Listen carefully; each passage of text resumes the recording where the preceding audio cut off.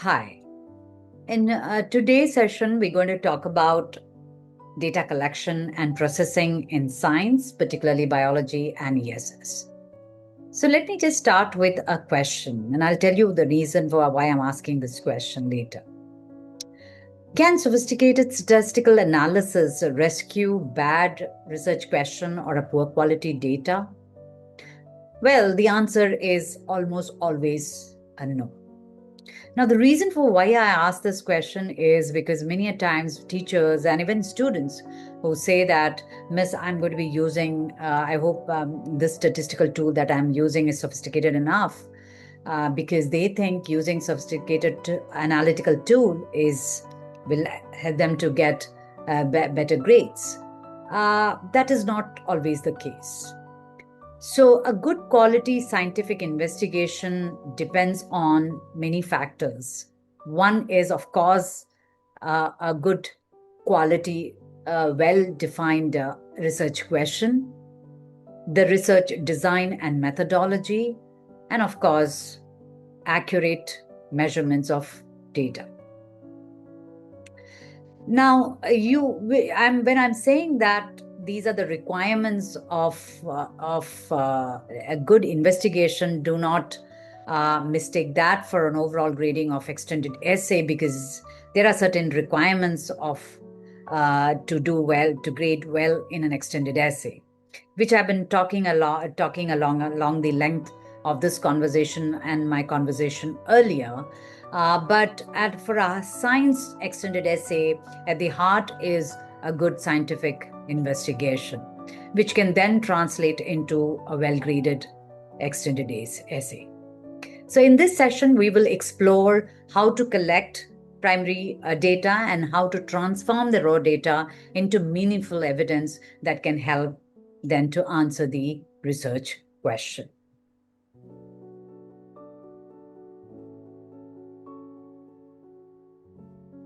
Why data quality matters. Now, you know that a scientific investigation uses data as an empirical evidence to establish the outcome, because scientific framework is objective. We don't rely on personal opinions and anecdotal stories. And this data collection actually increases the reproducibility. It allows us to understand complex trends and correlation, and it also allows us to quantify uncertainty.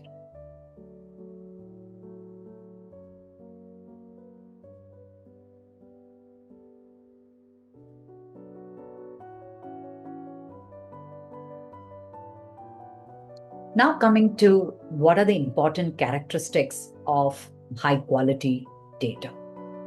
So, the important characteristics of a high quality data is number one, the accuracy, number two, precision, number three, reliability, and number four, validity.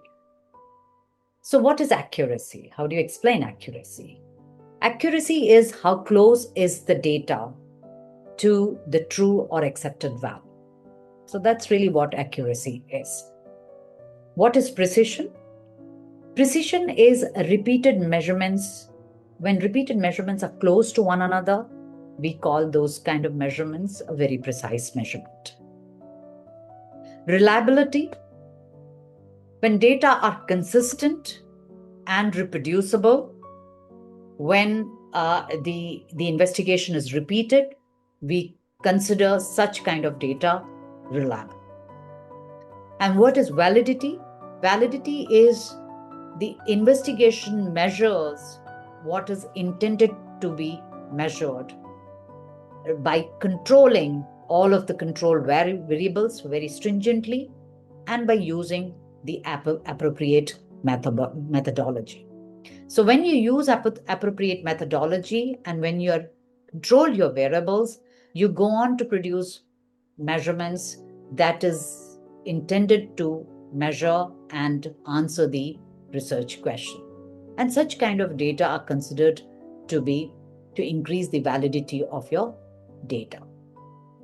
Now, what are the strategies to increase accuracy, precision, reliability and validity. Number one is to calibrate your instrument. If you calibrate your instrument, that is using the very carefully and appropriately, then you are able to collect accurate and reliable data. So this is one of the ways in which you can also reduce the systemic error. So calibration is an important exercise, and one needs to calibrate the instrument periodically to see that the data that you collect is an accurate one.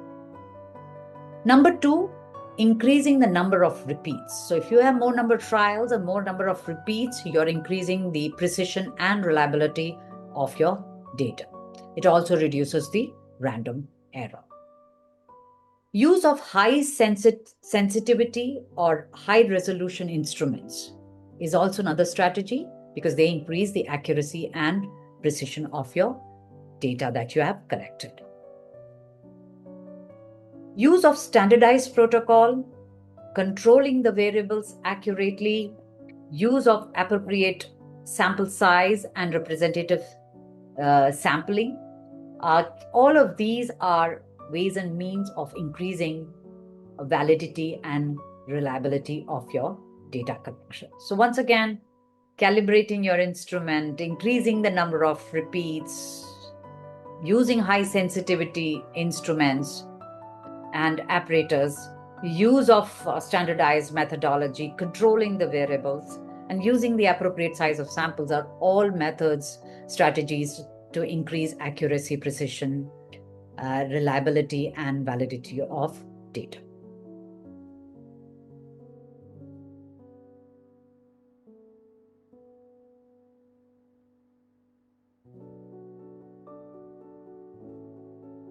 So what is error analysis?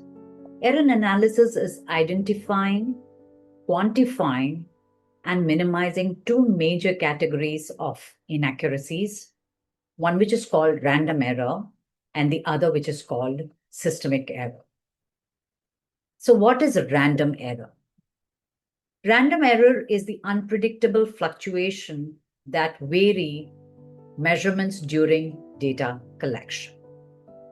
Now, we all know that the biological samples have inherent variability, which means no two samples are the same.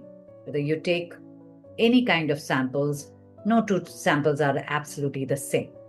So that variability within the biological sample also is the cause of random error. Microenvironment shift. Now, while you are collecting the data, there could be a possibility of microenvironment changing, and that change in the microenvironment can induce a random error in the data that you collect. Human parallax. Now, while measuring, the meniscus or taking down the graduation mark on a ruler, parallax can set. And that parallax is one kind of random error. So random error decreases the data precision and reproducibility. So how do we minimize random error? Random error can be minimized by increasing the number of trials or increasing the sample size. Now coming to systemic error, which is another kind of inaccuracy that can set. So what is systemic error? Systemic error is a consistent, repeatable deviation from the true value that shifts reading in one direction. So what are the cause for systemic error? The major cause for systemic error is poorly calibrated instruments or instrument with some level of sensitivity, sensitivity limits, faulty equipments, faulty measurements from instruments. All of this accounts for systemic error. So they decrease the accuracy of the measurements that you have taken, and they also introduce directional bias. So how do we reduce systemic error? The way to reduce systemic error is to calibrate instruments carefully. And that is something that everyone has to do very diligently before collecting the data.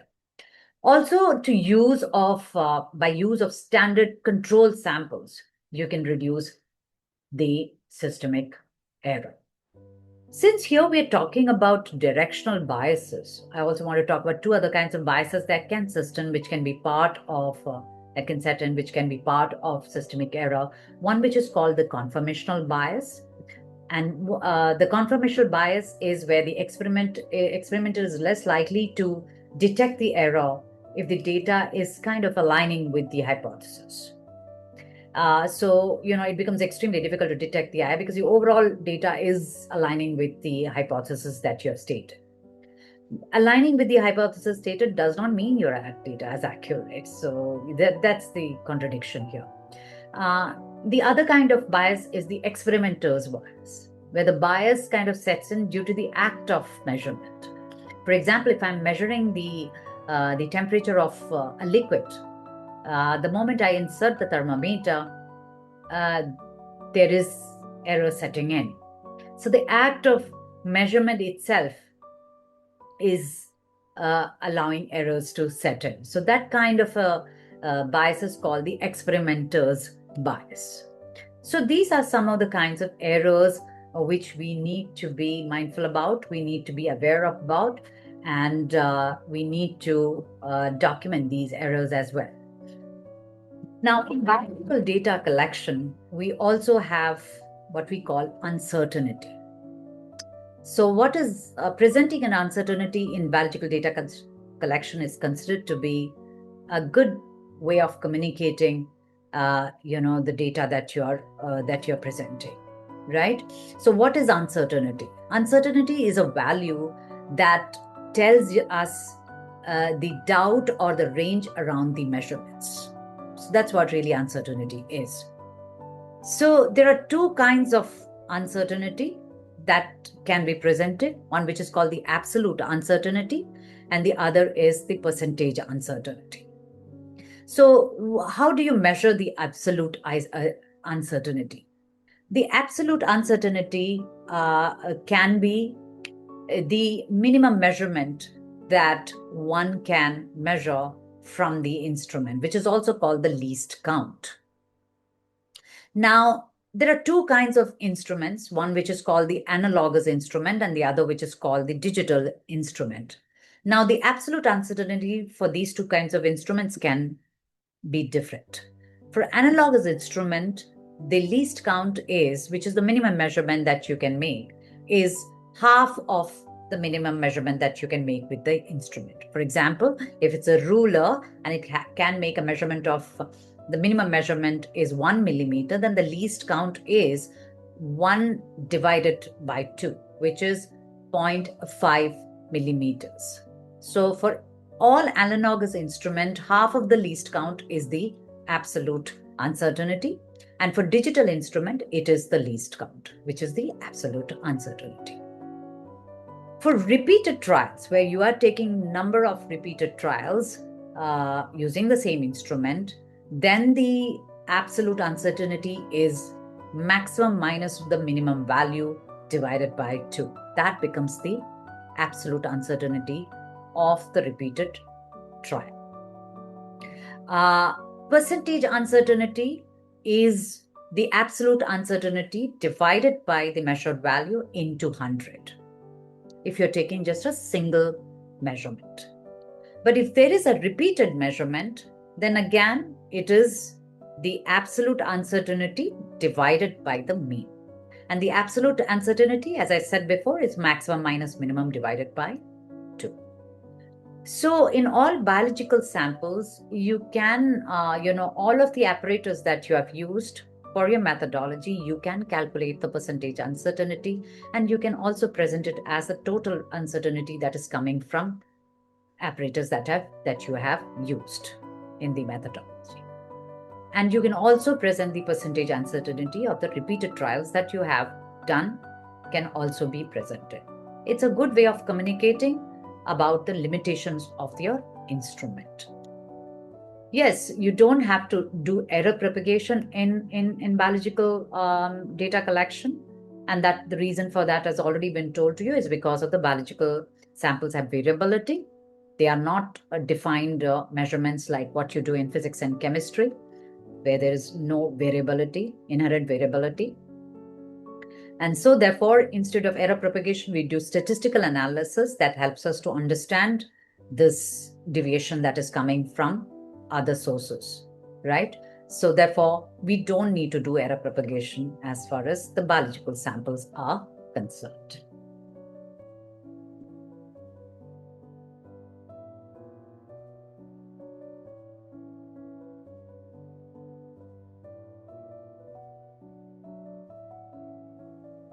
And now let's come to data processing. So, what is data processing? Data processing is organizing and preparing the data for interpretation. So, what are the steps in data processing? So, data processing needs to be done in a very well structured, organized manner.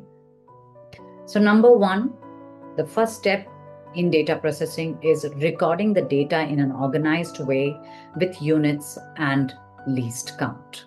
We've already spoken about least count. Least count is the most precise and smallest measurement that can be accurately be measured. And so you need to present the least count as well.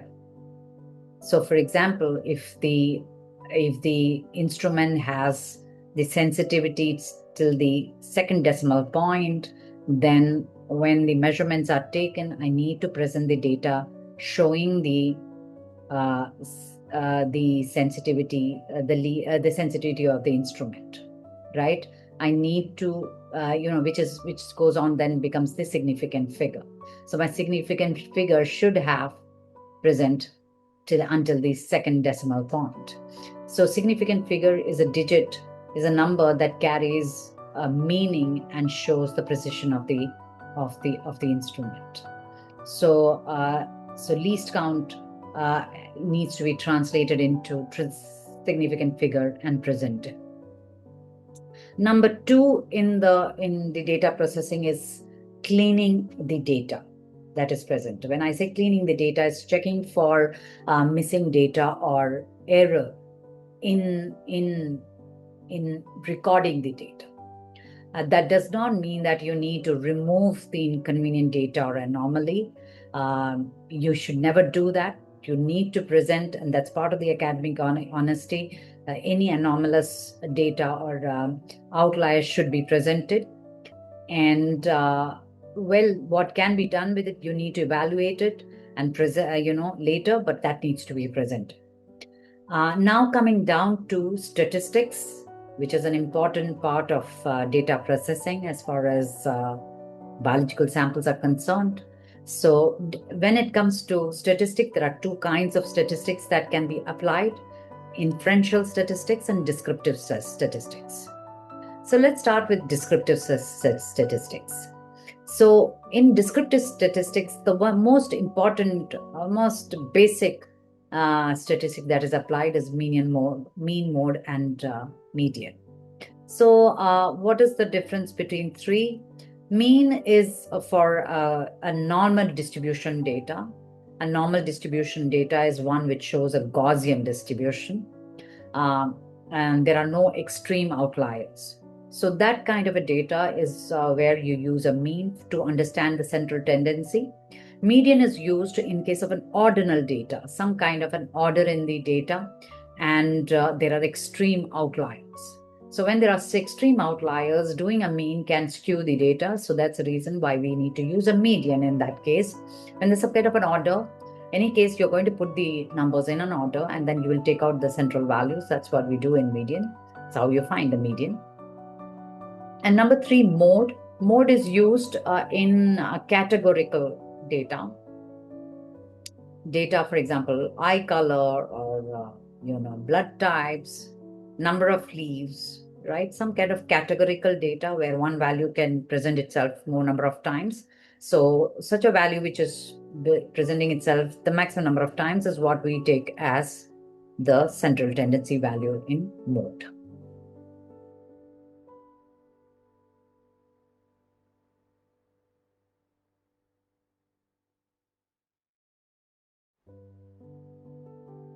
In descriptive statistics, there is also standard deviation. Uh, in standard deviation, you're trying to find out the average deviation of values around the mean. That's what standard deviation is. It shows the fluctuation of values. So that's what it describes about the data. There is also percentage and percentage change. So these are all descriptive statistics. Now coming down to inferential statistics. Now, when do you use inferential statistics? Inferential statistics is used to test hypotheses, to compare two groups, to determine whether there is a statistical significance, examine relationship between two variables, right? So this is what. So it makes an inference about a larger population of sample from a random sample. So that's really what inferential statistics is. So under inferential statistics is standard error of mean, which estimates the precision of mean of the sample. So there is standard error of mean. There is confidence interval, with the confidence interval at 95% confidence gives us a range within which a true value lies. Now, confidence interval is calculated, mean plus or minus 1.96 into SEM. You all know how to calculate that. So that will give you that range within which the true value lies. There is t-test that is used to compare two groups. It could be paired or unpaired. Paired if it's the same sample, which is used before and after, or at one time period and another time period. So that's like, for example, blood glucose before and after of a number of individuals before and after food could be a paired one, whereas fertilizer A, plant growth in fertilizer A and fertilizer B could be an unpaired one. It could be tailed or untailed. Tailed and two-tailed. One-tailed is when there is a direction that it's supposed to go. So before food, the blood glucose level is supposed to be less, and after food, it's supposed to be more. So the direction is kind of known. But if there is no direction, so to say, in such a case, then it is two-tailed, like fertilizer A and fertilizer B, right? We don't know in which direction it's going to go, which is going to be higher, which is going to be lower, right? So that's the two-tailed one. Then ANOVA, analysis of variance, is used when there are more than two groups to be compared. We use analysis of variance. The only difference is it tells you there's a statistical significance between the groups, but it tells you between which two groups the significance is higher. So, but it tells you overall there is a statistical significance.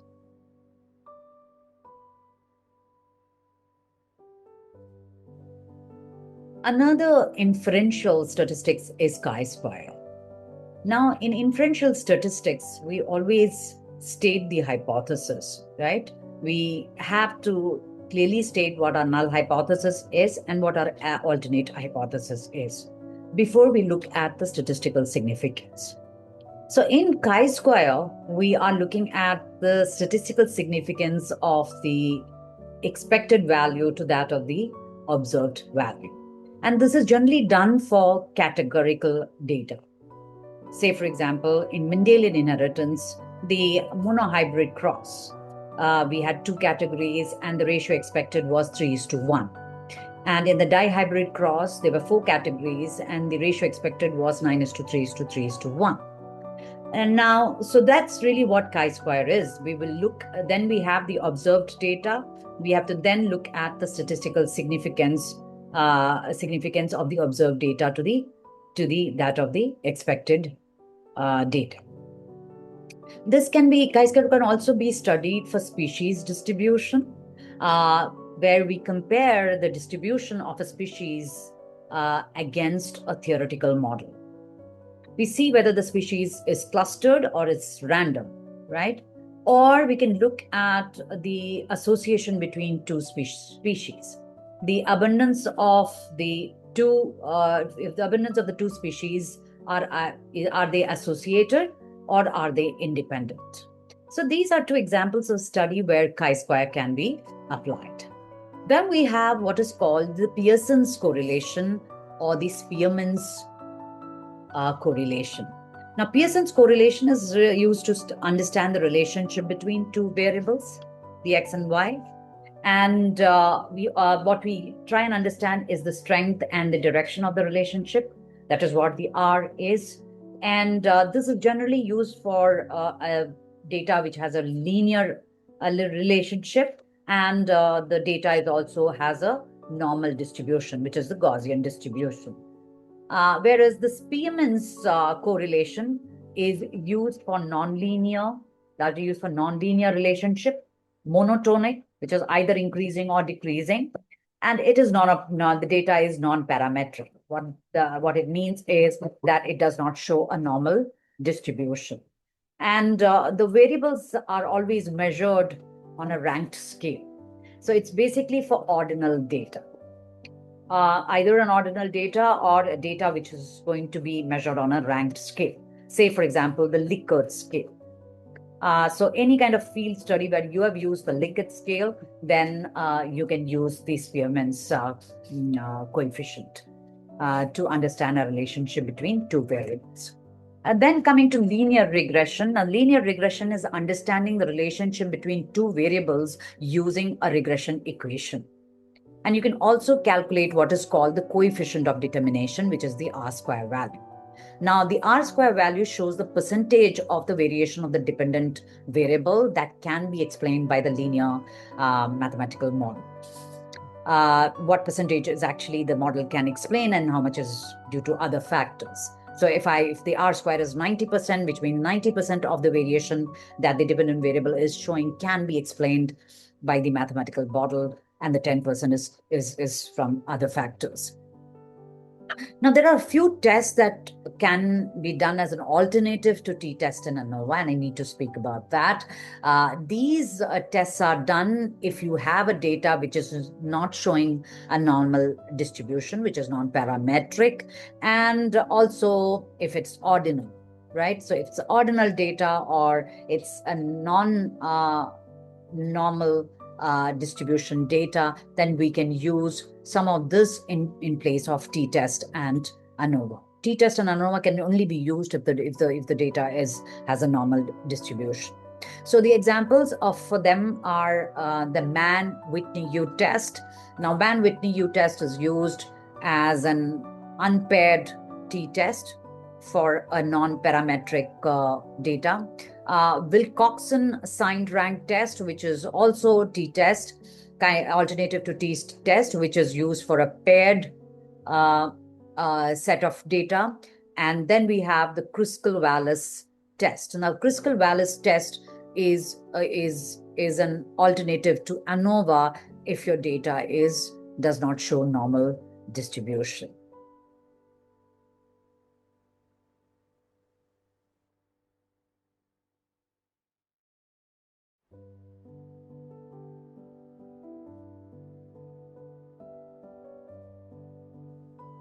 And now coming to graphical representation.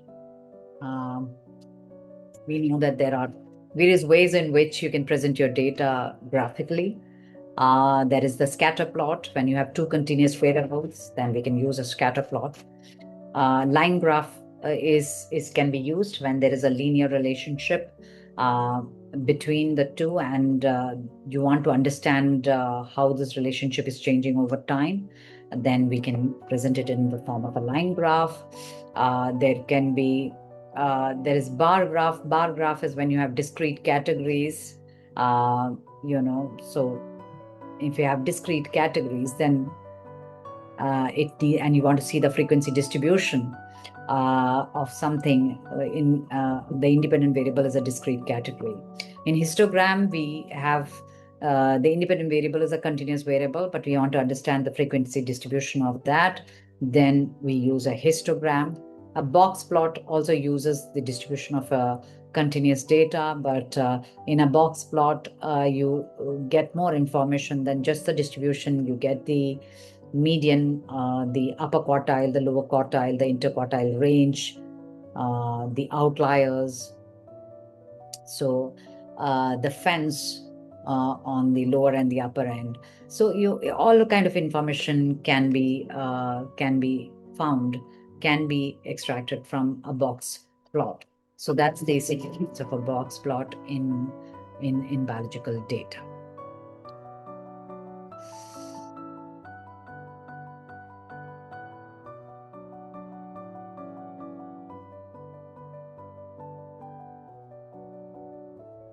So before we end, I thought we could just touch upon a secondary data as well.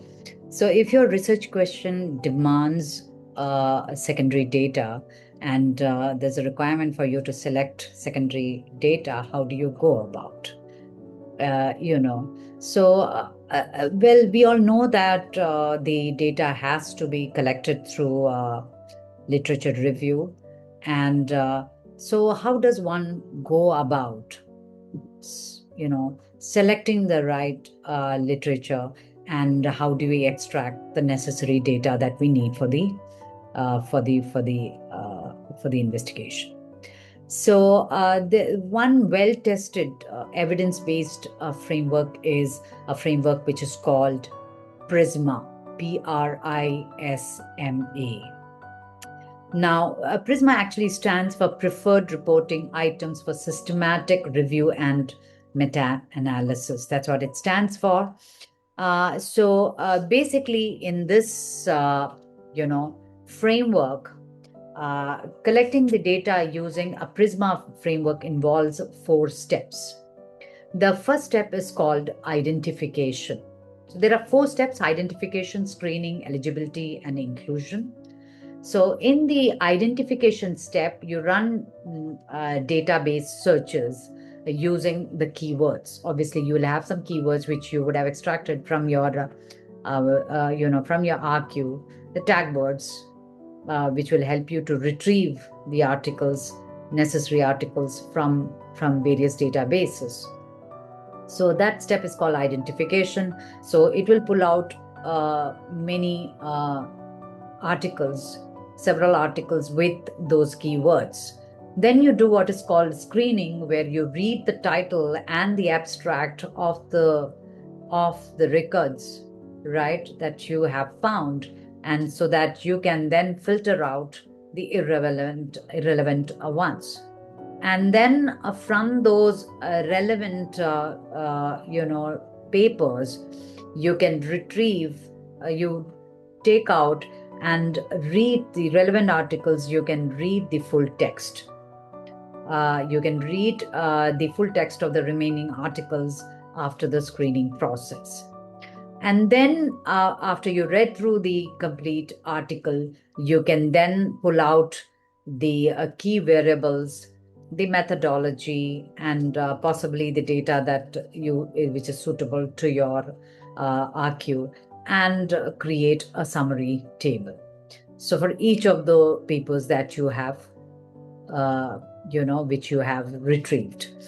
Now you can also create what is called a PRISMA flow diagram. This can also be documented in your extended essay report, that you went about doing this in a structured, systematic manner using a well evidence-based framework. So there is a flow chart that you can present. So if you look up on PRISMA, there is a flow chart which actually gives you these 4 or 5 steps and what you have done in those steps. So it allows them to understand how you went about selecting the desired data.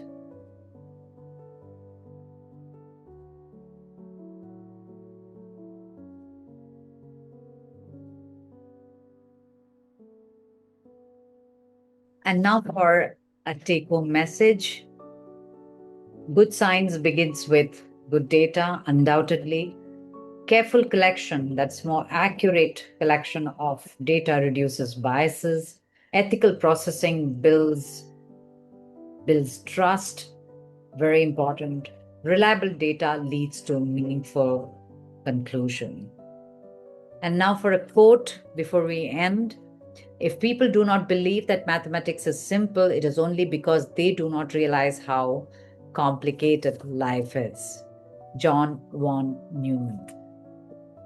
Well, we come to the end of the session. Data processing can be vast. There are many different kinds of tools that can be used. I have tried to include as many as I can. Um, I would appreciate any feedback on it. Do share, like, and comment, and help me to move. Uh, uh, continue doing what I actually love. Um, it's not something that social media was not my scheme of things, but I'm learning, and I hope to continue to learn. And so thank you. And so bye bye from here. And I look forward to seeing you again.